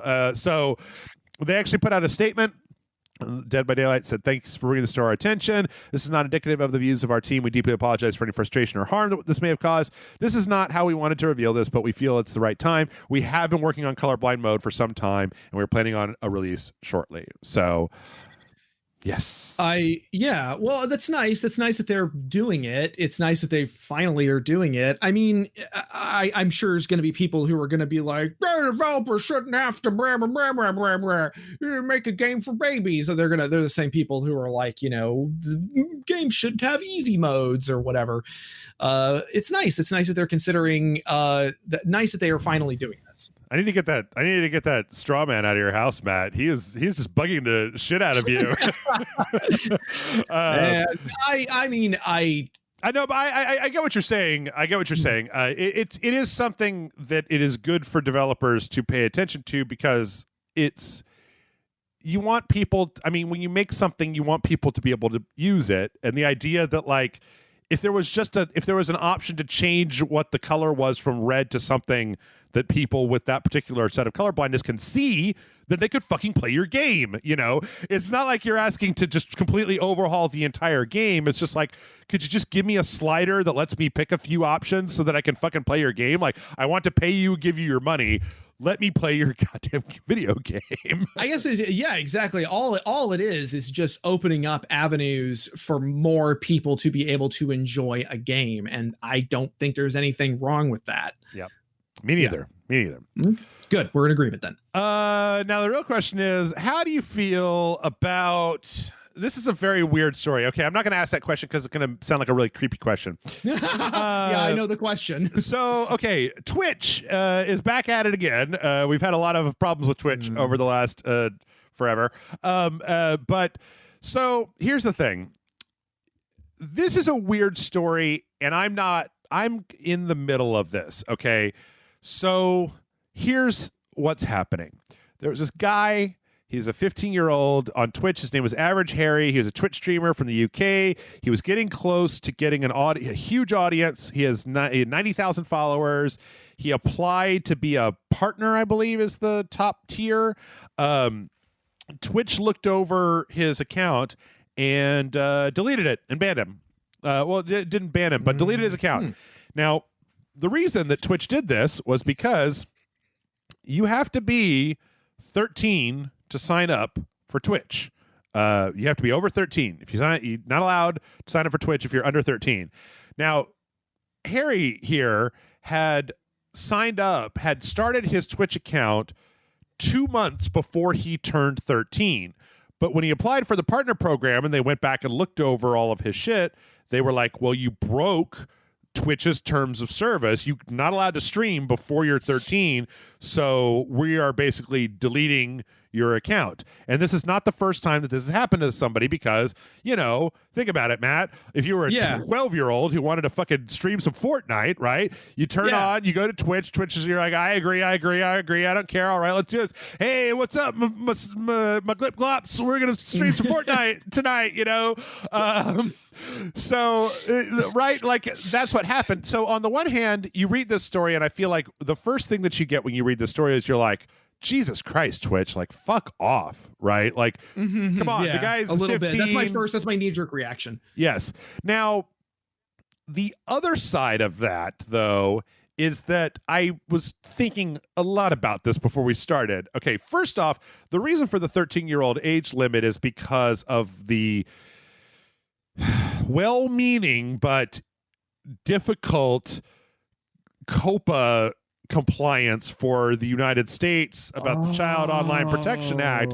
If you are under a certain age, it is like illegal for technical companies to gather your personal data. That's why, 2 years ago we had all that shit on YouTube where people were like, this is not for babies. This is not for babies. Poop, poop, poop, poop. This is not for babies. So you think about that, right? And then you think about like, okay, so Average Harry started the Twitch channel before he was legally allowed, or like of the age to be able to do it, right? Before he was Average or Harry. Right. So if you were Twitch, how would you enforce this rule in a way to try to keep people from doing it in the future?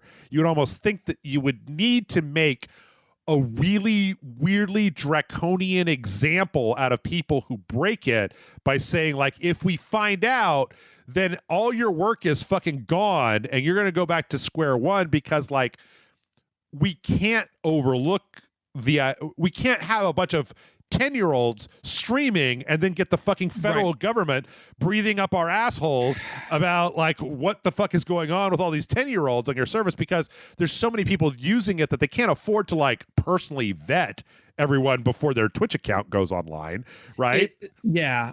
Well, the whole COPA thing is just a nightmare, and it's like, it's weird because in a lot of ways, yeah, there's a lot of well-meaning stuff happening. There's a lot of well-meaning, like, we don't want to exploit minors, we don't want to expose minors, yada yada yada. And so, the government has to step in to do this thing, and now you've got, but yeah, it's so easy. That's one of the reasons why it's so easy to abuse those little, like, put in your date of birth so you can watch this trailer with boobs in it. Right. And I put in the wrong birthday on purpose because fuck you, that's my name. Like I put in 1/1/1901 on Steam when it asks for my age, because I'm like, yeah, I'm 120 years old. Go fuck yourself. I can play whatever booby games I want to.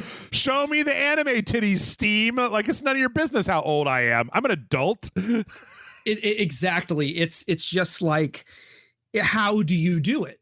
Yeah. How do you do it? Except, I mean, okay, then I think as long as this person is, do you think they should still be allowed to come back in and make a new account? They did. They're not banned. That's what I said. Okay, they deleted their account, and so the problem, right, is that they have to start over gaining the hours, the subscribers, they have to start over from scratch to do that stuff.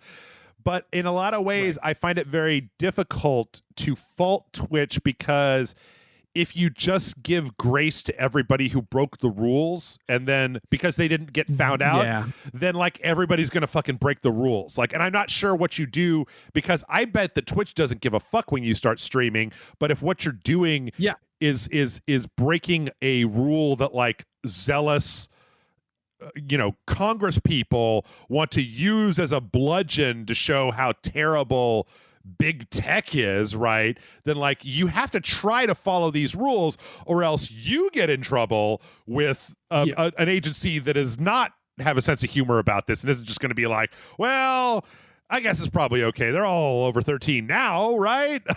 So I don't know. I it's a tough position. It is. All right, we're almost out of time. We're going to go really fast here. For some reason, Kevin Hart is in the Borderlands movie as Roland, and that's not like throwing shade at Kevin Hart. That is like, Roland is like the straight and narrow like soldier man who's like the least comic relief in Borderlands, and I don't know why, but then I also remember reading that this is from Eli Roth, and so I basically expecting it to just be like super bad. So I don't know. I don't know. I have nothing invested in Borderlands. Yeah. Except the good memories I have playing him with my buddy Jeff. There you go. Babu Freak is in the next Lego Star Wars game, apparently. Oh man. Yeah, I don't know how that's gonna work, but apparently it's adorable as hell. So there you go. Puppet friend. He's a little puppet friend. That is the one thing I will say about, because I have made no bones about the fact that I thought Rise of Skywalker was garbage. Yep. I can't stand that movie. Lots of puppets, though. A lot of puppets, and I will give any Star Wars movies that has a puppet to human ratio, puppet to human CGI ratio that is more than the prequels, I will absolutely be like. But the thing is, I don't want to play as a Lego version of him. I want to play as a little puppet version of him, like with little. I just want a puppet. I just want the puppet. I just want the little puppet. You don't even want to play the Lego game. You just want to buy Babu Freak. Babu Freak. You want him in your hand. You want him to be real and a friend and a guy, and he hangs out in your pocket and he says little Babu Freak stuff to you, and then at the end, and you're best friends forever. Yeah, best part of that movie. Best part of the movie is Babu Freak. Yep. We got some trailers. This is really dopey. Speaking of Hollywood, we got a dopey Fortnite. So apparently in their I think I made a joke about this last week, or I might have just mentioned this because it was up right before we recorded. Sarah Connor and the T-800 are in Fortnite for some reason. I don't know why, but they're in there. So, hooray. Yay. I mean, whatever. Fortnite clearly doesn't give a shit. Didn't Fortnite do the Marvel stuff too? Where I have to admit the little trailer they put out, little commercial they put out of all of the Avengers doing Wakanda Forever, doing the salute to T'Challa. I was like, and seeing Captain America do that, I was like, all right, that's pretty dope. I'm not gonna just that on its own. I don't give a shit about Fortnite, but that on its own, that's pretty dope. Last week, I think they put Predator in Fortnite. All right, well, I guess I'm playing Fortnite. That's it for the show. I'm gonna blow all my deadlines and go play Predator into Fortnite. But it has to be Predator. No, it's not. It's just a Predator skin, and you carry around a gun and you play Fortnite. Like that's the thing. Well, that's what all of these things are. You don't actually get to play as Wolverine in Fortnite. You just play as Wolverine with a machine gun. Like we had sound like fun. In other like, hey, I like that CGI. I'm never going to play this game. Did you actually watch any of this trailer, Matt? No, I heard of this, but I didn't get a chance to watch this. There was a fun, I don't know what it is about Kung Fu Pandas, but there are a bunch of Kung Fu Pandas fighting each other, beating each other up. Auto chess is on the PS4. So this is a great CGI trailer for a game that I really do not want to play. Auto chess is weird. See last week for the MOBA is a mod. That mod became a game. That game got modded into Auto Chess. Then Auto Chess got made into an official game, and then the people that made the mod for Auto Chess are turning the Auto Chess into a MOBA. So there you go. Popular. I was briefly attached. I briefly was working on an Auto Chess style game. I think they completely pivoted though, but I can't say what it is, NDAs and all that, but I remember thinking like, I guess I'd better get familiar with auto chess real quick. Now apparently I don't have to. It's very strange. We got a really chill accolades trailer for the launch of Hitman 3. This is a very beautiful trailer. It makes me really wish that if they do, one of the things I've always wanted for Hitman is either like, it's weird because they have a camera, but they don't have like a photo mode. Yeah. But what I really want is the ability to like do something and then like go into a theater mode, right? And like set up different camera angles so I can make something that looks like this trailer. Because Hitman has so many beautiful and cool looking things that happen in it that I would just love to be able to make really cool looking stuff.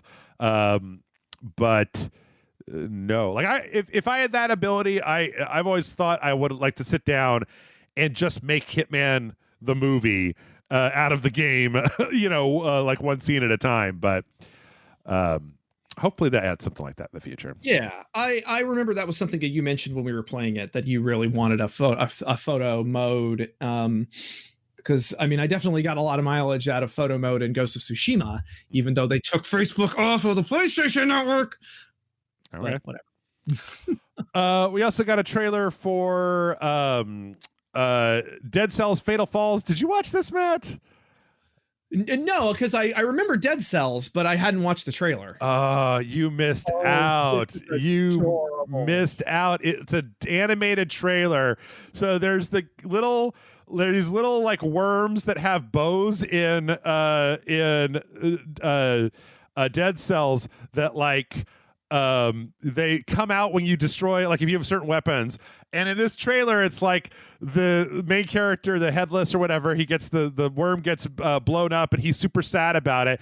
And then there's this flying sword that just becomes like totally enamored with the main character and like follows him around. And he doesn't want anything to do with it. And then he finds out that the thing that blew up his little worm friend is like the boss for the new DLC levels that just came out. And so him and the sword go and destroy the Scarecrow boss, and it is beautifully animated. It's funny as fuck. It's like 2 minutes long. It's so great. I love it. I love it so much. I wish there was a video component to this podcast because my face it's delightful. I've never played Dead Cells, but I know it came very highly. You liked it a lot, and a lot of other people seem to like it. Oh my god. Oh my god, it's so cute. Oh, I love it. Yep, it's pretty good. Since Matt, I'm kind of assuming that you didn't actually really watch any of these trailers. There was. I'm sorry, That's I'm busy. That's all right. There's one that we got called Creature Lab. Well, I just want to, I don't want to say what did you think about Creature Lab, because if you didn't watch it, then you didn't watch it. This is a very weird, like, indie game that's very much like, it feels like one of these, like, crazy kind of like low poly, low tech Steam games, but this is all about like making monsters. So so like you're making these like syringes and these things, and I had to mention this trailer because the objective in this trailer is making a lady into like this mantis mutant, and then you get to like play the mantis mutant in third person and like attack a bunch of people, and it looks kind of weird and fun, like kind of funky and strange. I don't know. I think I might need to play this because this looks kind of up my alley. See, I like this because I get to react to stuff in real time, because I loves me some monsters. That looks like some cool like Frankenstein shit going on. Yeah. So hell yeah, man. I'm down with it. It looks gruesome, but gruesome in like that fun video gamey way. It looks janky and weird and dirty as fuck, and that's kind of why I like it. Yeah. And then you know what? There was a whole 7-minute presentation on Destruction All Stars, which is that weird. I get it, but I don't get it, or I get it, but I'm never going to play it. PlayStation 5, Destruction Derby. It's basically Rocket League meets Fortnite. Oh, yeah, because I keep looking at this and thinking, like, is that Rocket League game?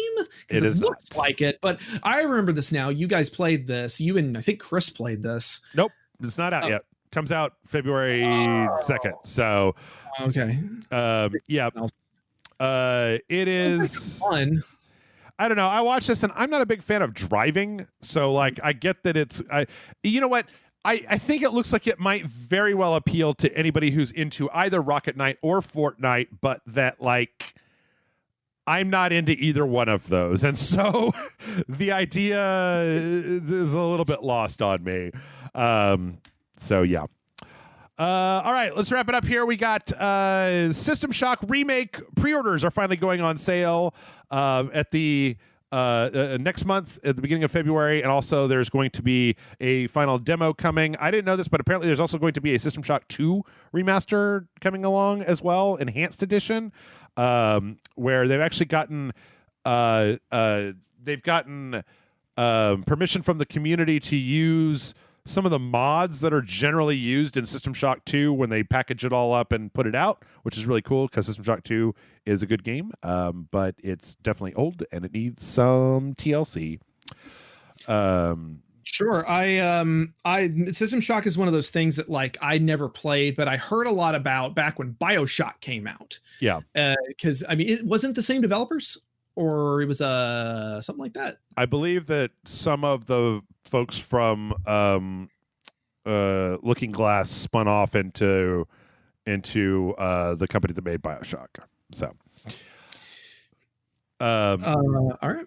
We also have some rumors that Knights of the Old Republic. There's a Knights of the Old Republic remake that's getting made. It does not appear to be an actual. It doesn't appear to be like a faithful 1-to-1 remake. It appears to be not. So I don't know why this says that it's going to be a remake, but it appears to kind of be putting together a bunch of the different sections of kind of the Old Republic storyline, and apparently it's not being made by EA, which is good because they finally last week announced that Lucasfilm Games has broken their exclusivity deal with EA, and so they are now able to farm it out to different people. Apparently this is being worked on by somebody that nobody is really sure, and then there's been a couple of different reports saying that it's definitely not a studio that anybody's ever heard of before. So it's probably being either a studio built for this purpose or just like really on the DL. I am cautiously optimistic with the seeding of Star Wars games to people besides EA. I like Knights of the Old Republic a lot. At this point, though, Star Wars in general has a little bit of cachet to build back up with me before I'm just instantly like, I'm on board. Yay! Hooray! Day one purchase. Pre-order now. Woohoo! Yeah, I speaking as somebody who was never really a Star Wars fan and has had any interest in it beaten out of him by this fandom. That's all. Okay. Sorry, I didn't mean to go down. That came out a lot more upset and frustrated than I intended it to. I was trying to make it funny. Yeah. Biomutant, which is a game where you play as a little monster that has some like cyborg stuff that kind of is like a Red Fox raccoony kind of thing in the early trailers, has a full release date now, which is May 25th for the PS4, PC, Xbox One. There are currently no plans for next-gen upgrades, but they should all be backwards compatible, so... I heard about this thing years ago, and I thought it was like out or it had been canceled. Like it just every couple of years, or like once or twice a year, a thing will come up on my Facebook feed that's like Biomutant coming soon. And I'm like, oh right. Oh, I'm sorry. May 25th, 2021. No, wait, that is this year. God damn it. I'm so confused. I'm so confused. Time is an illusion. Yeah. No, apparently they just went dark and just kind of hunkered down and worked on the game for the last like year and a half. Good for them. Speaking of games, the PS5 game Returnal, which is the one from Housemarque, what looks like kind of like a third-person Dark Souls, the lady in a spaceship, has been delayed a little bit. It was supposed to be out on... it was supposed to be out in March, mid-March, and now it's going to be out at the end of April. So April 30th is when it's going to be coming out. I actually can't wait for this game because I like Housemarque stuff, and I don't feel like they get enough credit. You and I played that weird, like it was a side scroll, and it's kind of like a Mega Man-esque game from Housemarque. What was it? What the fuck was the name of that game? Let's see. Like if it's a studio Jeff likes, then I want to know what they've made. It's from Superstar Dust, Resogun, Nex Machina, I believe was the name of it. No, it was Matterfall, not Nex Machina. We did play that, didn't we? Mm-hmm, I believe so. It's like a side scroller, and it was kind of just like there's a lot of blowing stuff up. It kind of reminded me a little bit of like a weird next gen Mega Man type of thing almost. So, oh man, okay, that might have been a while ago. I believe it was us, but well, I mean, good for them. I'm looking forward to us. Well, I'm looking forward to you playing it and me saying that looks neat and then never playing it. Right on. Speaking of things that you'll say that's neat, never play, Lord of the Rings Gollum, the weirdest IP of all time, has been pushed from 2021 to 2022. It was supposed to be out this year, and they decided to push it all the way out of the year to have a little bit more time to work on it. This is the Lord of the Rings game being made by Daedalic, who are kind of like an adventure game studio in a lot of ways. So. This is another one I am actually interested in this. Really? I will. Well, I feel like it's a very atypical character to play as. Is playing as Gollum, that kind of sounds interesting. Like, I can't imagine there's going to be a whole lot of combat. It's probably going to be mostly stealth oriented. So, or unless it's like a point and click adventure or something, but I don't know. It could be neat. It reminds me of this game that was supposed to come out. It was made by a bunch of people who I think worked on Call of Duty. I'm being real specific. It's a game made by those people who used to be part of this company. But it was a game where you played as this little creature that was its creature's whole family was murdered by Vikings, and you're going around killing Vikings because you're growing up, and you have to be stealthy about it though. That game actually doesn't exist. I know what you're talking about, but that game is not. It was never released. Like there was that trailer for it. I remember that trailer. Right. Never came out. Wasn't a game. would have remembered. Oh, yeah. I don't even remember what the name of it was. Well, I figured it hadn't come out because I would have played it. Yeah. But that's a shame. I really hope it eventually does come out, unless it was just a proof of concept. Yeah, I'll have to look. I don't know. I'll have to look it up. Look it up. Let's see. And then finally, we've got a couple of fun things. This has been going on for a little while, but it's kind of worth talking about. There's a couple of developers. A lot of this has been coming online recently that are making like a PS1 demake of Bloodborne. So they're making Bloodborne but it's got crappy ass PS1 graphics and crappy sound and like kind of janky mechanics, and it doesn't look super great. It's funny because I was thinking about it and I was like, I wish that this wasn't, because apparently from what the developers are saying, this wasn't just like a straight up remake of Bloodborne. I wish it was like, oh, we're gonna make a prequel to Bloodborne of like when the hunters, were in their prime. So that wasn't just like, hey, do you want to play Bloodborne, but you want it to look way worse and like play way jankier and just like not be as fun when you could just go play like regular ass Bloodborne? I'm like, no, I don't want to do that. So it's a cute idea. So I guess we'll see. But yeah, I'm kind of the same opinion where I'm like, that's cute. That sounds cute for like a couple of minutes. It sounds cute for a YouTube video. Yeah.